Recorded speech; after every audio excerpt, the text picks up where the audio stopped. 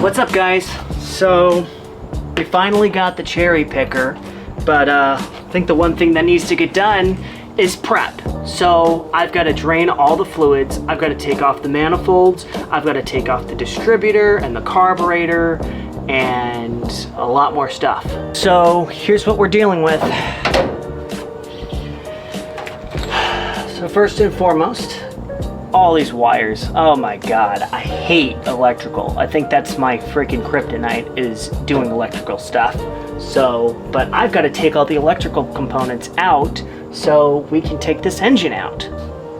So I'm going to start off taking off the carburetor, the intake manifold, then the two heads, and first off, I got to get rid of this HEI. It is such a pain in the ass. Also, I have to be careful because last time I changed the distributor, I completely got wrong the firing order. So that's another thing that's got to be really taken care of.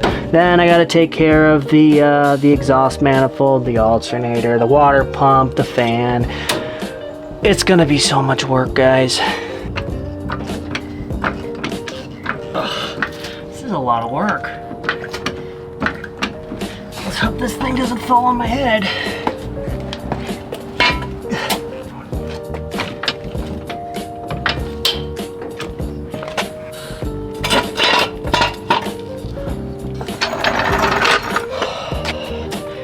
Any little crack, any little sound can give me a freaking heart attack when I'm working on this thing, so.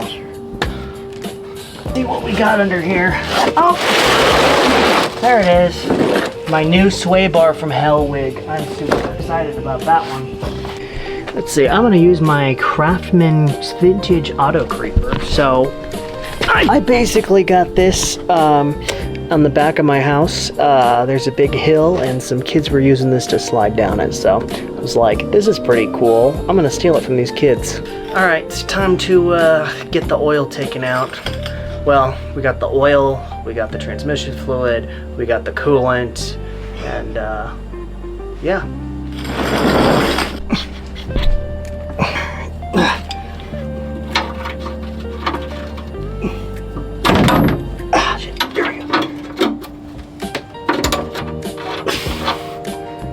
I don't feel any oil. Oh, there we go. Okay. We're draining. It's gonna take a while, isn't it? As you can see, I'm pretty much a pro because I really don't care about what happens to the cement. I am like looking at the spider's nest from hell here. Oh my god, look at all that. Oh, jeez. What am I getting myself into? Well, it looks like we got it all drained out for the oil at least. So next is the transmission fluid and then the coolant. Here we go.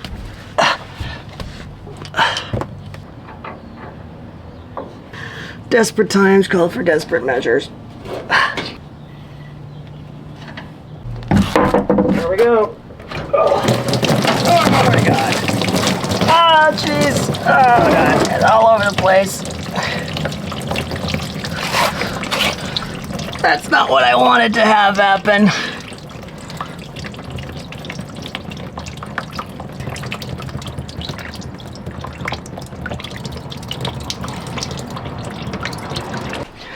I love the smell of coolant in the morning. I always get the firing order wrong. Every time. So, we're starting off. Jeez. Number one.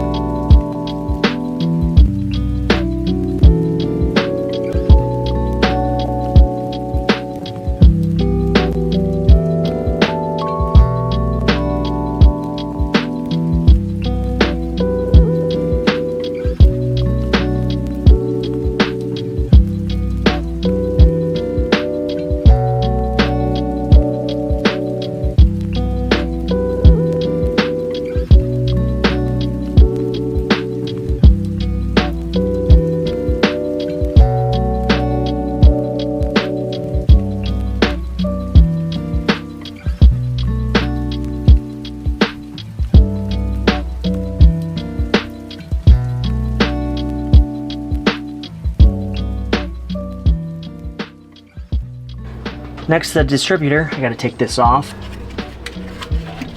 Jiggle it up a little bit.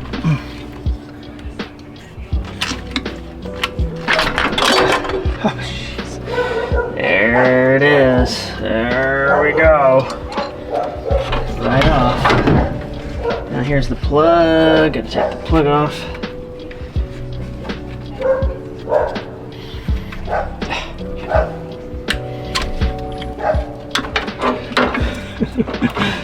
It's like a jellyfish. Ooh, whoa.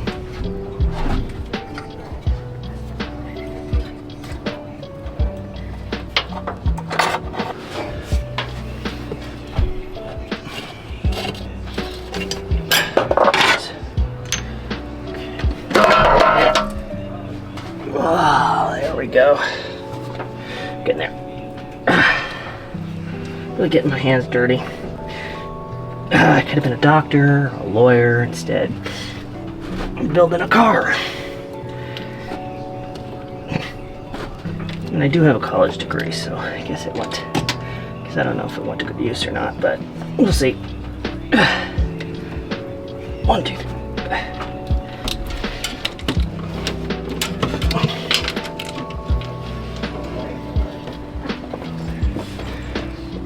Okay.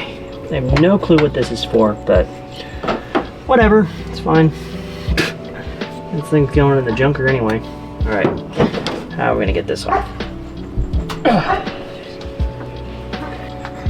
Okay, see that? That does not look good to me. That is a lot of dirt. Oh, jeez.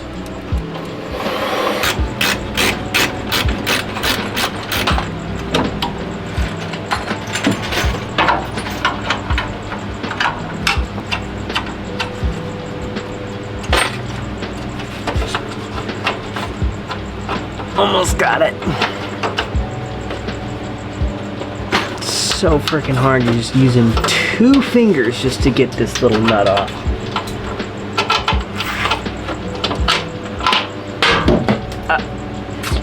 I'll look for it later.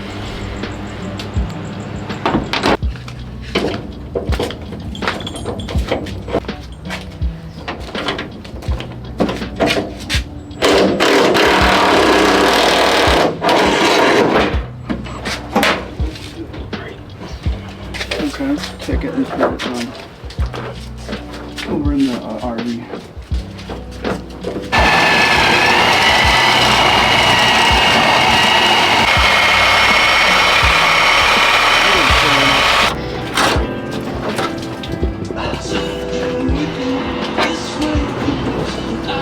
Go. Bombs away.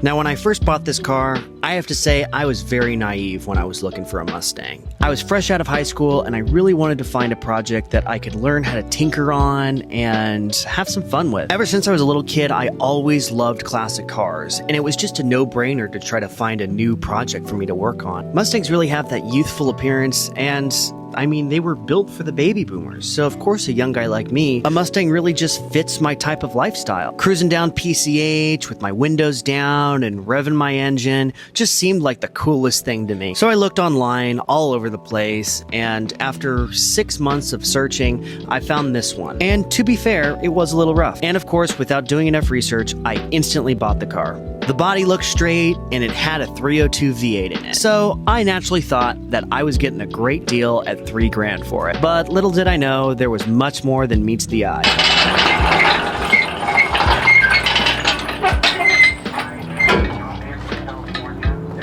So based on the serial number on the engine block and a few dates on some of the body panels, it looks like somebody back in 1978 decided to build this Mustang out.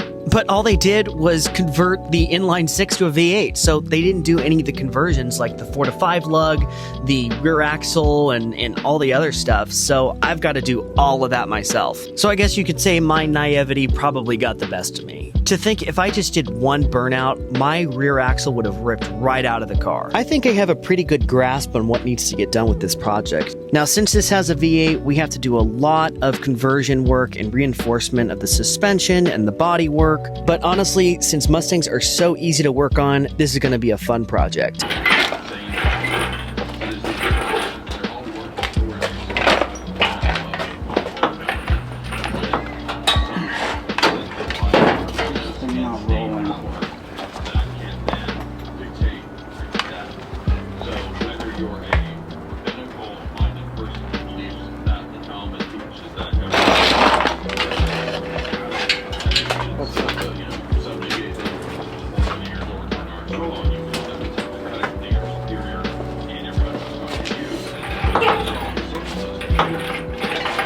Mustangs are by far the easiest car to work on because since they made over 1 million Mustangs in their first few years, there are millions of aftermarket parts and reproduction parts for them too. And now that the engine's been pulled, we can start tearing this engine apart. The one thing we have to do is figure out if this engine block is going to be able to handle a 347 stroker build. The only thing we're keeping is going to be the engine block. Everything else is going to get replaced with some high quality products for the top end and the bottom end. But we're going to need to take this engine block to the shop so it can get checked out and magnafluxed. Because if we're using a bunch of high quality stuff and there's cracks in the engine block, that might not be good. Pulling this engine out is such a sigh of relief, but we're only scratching the surface with this project. We have lots of work to do on the Mustang and little time to do it, but I think we're going to get it done, right?